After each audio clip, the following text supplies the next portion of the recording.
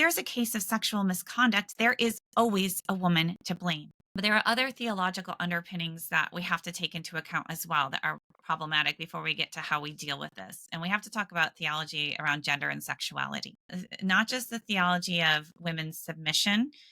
We could talk about complementarianism, but we have to look at that model of male power, male authority, and a woman's role to submit. And then what does that look like when we talk about sexuality? So, a woman who is not married has to be exceedingly careful never to tempt a man who is not her husband. And a woman who is married has to fulfill her husband's every sexual need. So, you see where this goes. If there's a case of sexual misconduct, there is always a woman to blame. And I came across shocking stories where young girls were blamed for seducing their own fathers who were assaulting them, and women blamed when their husband assaulted their own children because she was not meeting their needs. This is abhorrent. And here too, when I came across these teachings, I thought, this cannot be. I came across them over and over and over again. And you will hear this kind of rhetoric. What was she wearing? What was she doing?